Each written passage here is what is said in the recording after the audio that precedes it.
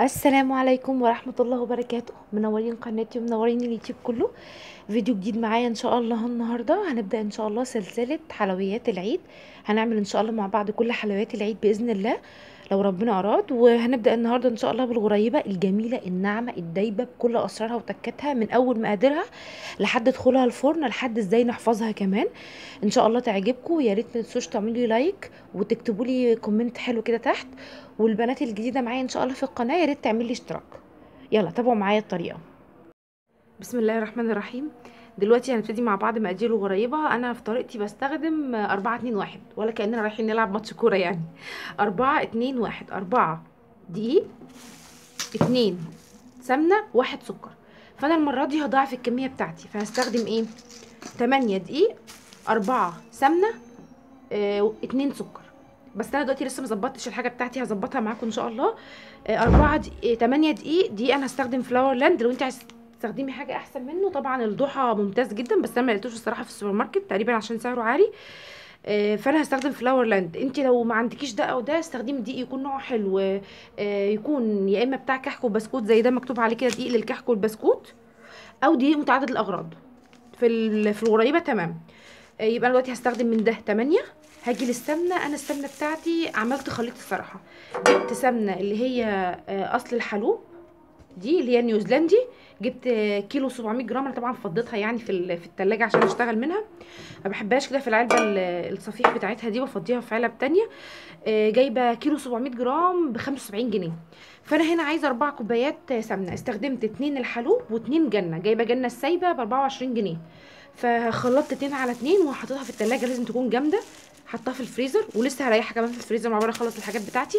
لازم تبقى جامده عشان ناخد بالظبط كده القوام بتاع الزبده. احنا عايزين ناخد طعم السمنه وقوام الزبده. فده لما تجيبي السمنه تقومي حطها في الفريزر. وهنا نخلت السكر بتاعي. دول كوبايتين سكر. مقدارهم بعد النخل مش قبل النخل يعني. دول انا نخلت السكر، نخلت كيلو السكر بتاعي. وهقول لكم دلوقتي انا جبت سكر ايه. السكر اللي انا جايباه سكر البركه. كيس السكر ب10 جنيه ونص. ده اللي انا مستخدماه.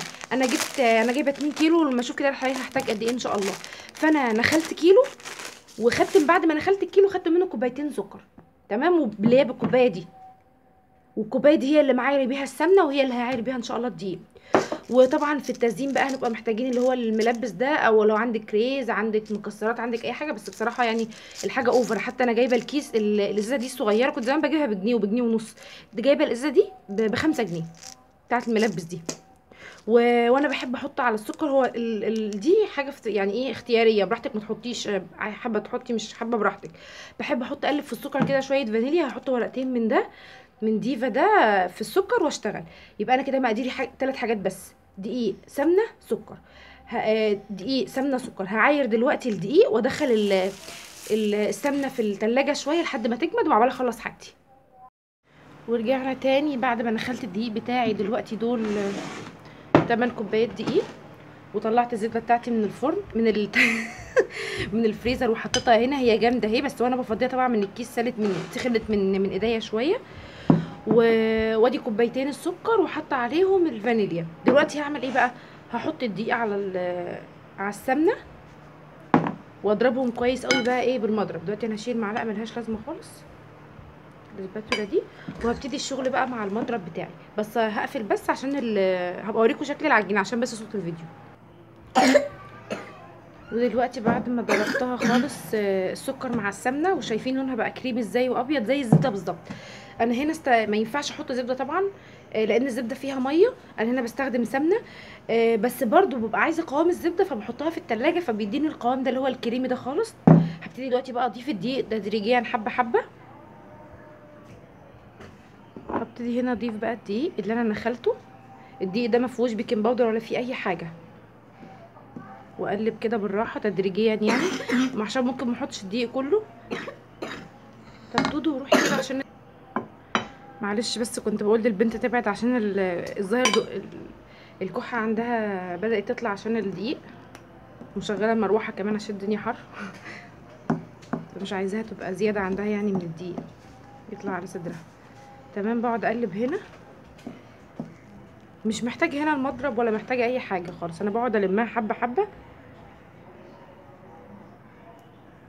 بس بلمها دلوقتي بالمعلقه عشان لو مسكتها هتطلع في ايدي كلها. انا عايزاها تبقى محافظه على الزبده اللي فيها كلها. هحاول كده اما اخلصها خالص واجيلكوا. ودلوقتي بعد ما عجننا الغريبه بتاعتنا، ما عجناهاش قوي، احنا قعدنا نلمها كده. والله انا نفسي اخلي اعمل في الفيديو كل الحاجه اللي انا بشتغلها، ما اقطعش خالص ولا عجن ولا ضرب ولا حاجه. بس للاسف في ناس بتقعد تقول ايه الفيديو طويل، في رغي كتير، فانا بحاول اختصر على قد ما اقدر. بصوا قعدت اعجنها كده. دلوقتي ده شكل العجينه. ثواني يا دودو ثواني يا دودو. معلش سوري، بس العيال الصغيرين، وبصراحه دي الحاجه الوحيده اللي بتخليني اعمل الحلويات في البيت وكله، عشان هم يلعبوا وينبسطوا ويحسوا بالعيد زينا واحنا صغيرين. لان دلوقتي بقى كل حاجه سريعه، ما عادوش بيشوفوا حاجه في البيت خالص. المهم، فبتبقى العجينه كده طريه ازاي. دي لسه انا داخلها في التلاجة كده بتلم. حتى انت بتحسي ان هي ايه، بصي عامله ازاي، مفروله في ايدك ازاي، بس لمت نفسها. بس لسه مش سايباه، لان دي عجينه بسكوت وعجينه توائم، ما هياش مخبوزات مثلا هتمط والكلام الفارغ ده. لا، دي عجينه توائم. بصوا دايبه ازاي، دايبه بصوا زي رمله بحر كده. فدي مقاديرها الحمد لله مظبوطه يعني. فخلاص كده انا ما شلتش من الدقيق ولا زودت في الدقيق ولا زودت في السمنه ولا اي حاجه، زي ما قلت لكم 4 2 1. دلوقتي بقى هغطيها. دلوقتي السمنه ساحت مني من الضرب او من الشغل بايدي. فدلوقتي هغطيها بكيس بلاستيك واسيبها في التلاجة ترتاح كده زي نص ساعه او ساعه على حسب تلاجتك. لو زي تلاجتي كده برودتها قليله يبقى ساعه. لو تلاجتك ما شاء الله برودتها حلوه يبقى كفايه نص ساعه. وادخلها ان شاء الله ساعه كده وارجع تاني نشتغل مع بعض. وهنا بعد العجينه بتاعتي ما استريحت في الفرن، سوري في التلاجة، وبقى قوامها متماسك اكتر، والسمنه فيها قفشت كده وخدت وجمدت شويه، حتى شايفينها في ايدي مش بتفرول زي الاول قبل ما ادخلها، ما كانت سايحه مني شويه. دلوقتي بقى نيجي لتجهيز الصواني بتاعه الخبز. احسن صواني في الخبز الالومنيوم والتيفال. اما الاستانلس بقى لو كده، لو انت مجربه نوع كويس تمام، او مجربه الصواني بتاعتك. فانا بستخدم في الالومنيوم والتيفال بدهن دهنه بسيطه جدا. اما الصواني التانية بدهن ورق زبده. طيب بالنسبه للدهن بقى، لو انا استخدم الومنيوم او تيفال بس، الاحسن الومنيوم بصراحه في توزيع الحراره، احسنهم الومنيوم. بدهن نقطه زيت صغيره واقوم مسحها جامد بالمنديل، ما سيبش فيها اي الصينيه، ما سيبش فيها اي دهون خالص. لان الغريبه او البسكوت او الكحك او الحاجات اللي احنا هنعملها مع بعض ان شاء الله يعني غالبيتها سمنه. فلما تحطي تحتها ماده دهنيه كتير بتفرش. واحنا طبعا دي من الحاجات اللي بالغلط وبتبوظ الغريبه، انك تكوني حاطه في الصينيه من تحت سوائل ماده دهنيه كتير تخليها تفرش. طيب دلوقتي بقى انا عايزه اسويها، اخليها قطع كلها قد بعضها. الحلواني او محلات الحلواني بتقطعها بميزان وحاجات من دي. طبعا احنا مش فاضيين للكلام الفاضي ده. انا والله عندي ميزان، بس مش ميزان حساس، بس حتى لو حساس مش هعمل الكلام الفاضي ده. انا بقوم عامله ايه زي ما انتم شايفين كده، بحاول على قد ما اقدر. انا هنا كنت مرخومه جدا، العيال كانوا حواليا وكان الله في عوني يعني، بس انا والله عامله الحاجات دي علشانهم. بحاول اخليها على قد ما اقدر اسطوانه كده، وافضل بقى بصابع يعني اقوم حاطه صابعي واقطع بالسكينه زي ما انتم شايفين كده، صابع واقطع بالسكينه، صابع واقطع بالسكينه، الى حد ما بيطلعوا كلهم قد بعض تمام، بيبقى شكلهم حلو جدا.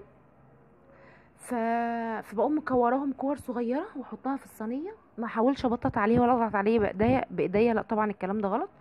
كوريها وحطيها زي ما انت حطاها كده كوره في الصينيه، وسيبيها. كل ما تخلصي الصينيه، لو انت هتحطي فيها بقى حاجه حطيها دلوقتي، لو هتحطي فيها ملبس هتحطي فيها كريز، هتحطي فيها مكسرات، هتحطي فيها قرنفل، ايا كان اللي انت هتحطي فيها، عايزه حطيه دلوقتي في المرحله دي بعد ما تخلصي على طول.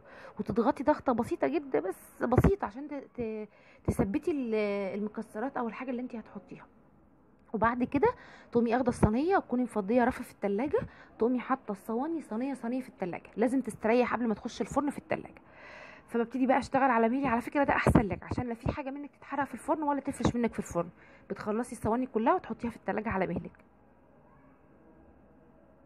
زي ما انتم شايفين كده الكور بتاعتي شكلها ازاي، زي ما هي، وان شاء الله هنطلعها من الفرن زي ما هي برضو. دلوقتي بقى احط فيها الملبس بتاعي.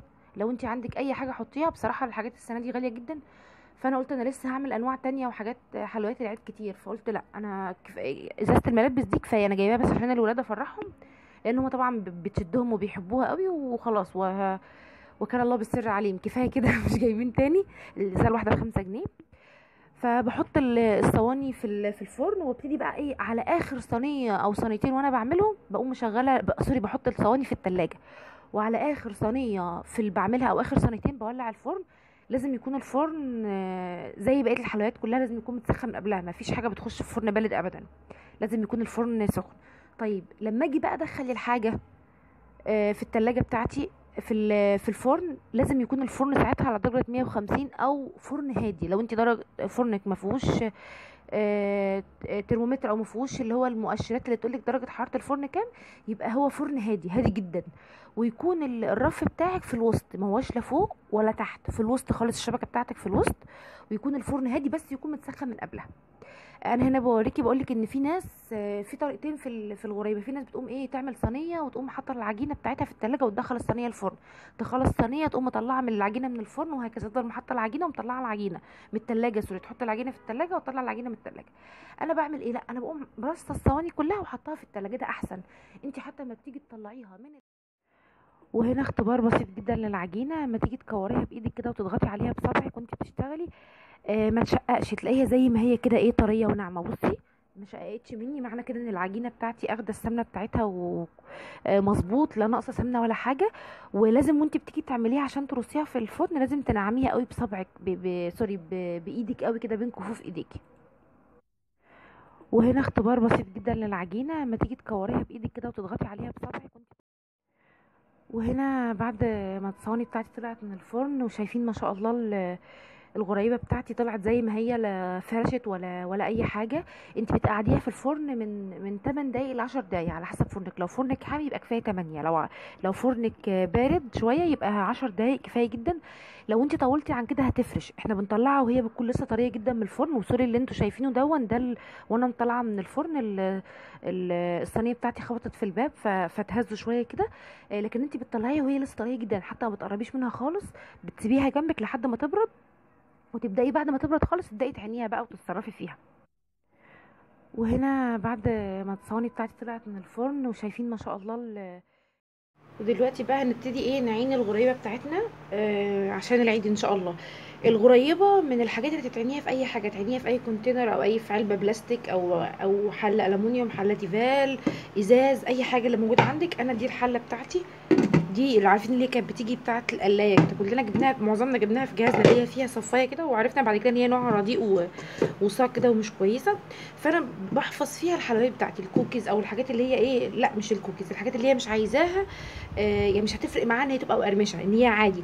فبعين فيها الغريبه. الكوكيز طبعا لا ما ينفعش، الكوكيز عايز حاجه صاج زيه زي البسكوت. فانا هنا جيت بقى فرشت هنا ورقه زبده من تحت، وهي ليها غطا كده بايركس محكم.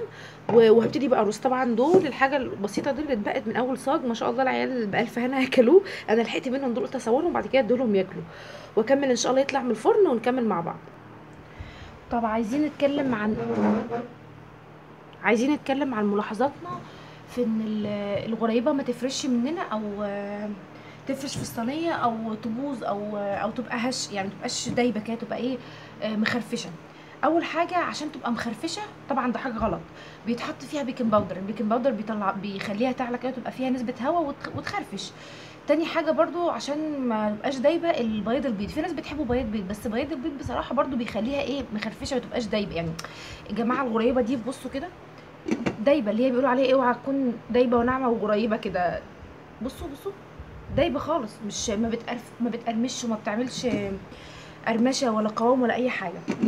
فالغي خالص البيكنج باودر، والغي خالص بياض البيض. طيب نيجي بقى للحاجات اللي هي في الاستخدام بتاعنا، ان في العجينه بتاعتنا عشان نحافظ على عجينتنا.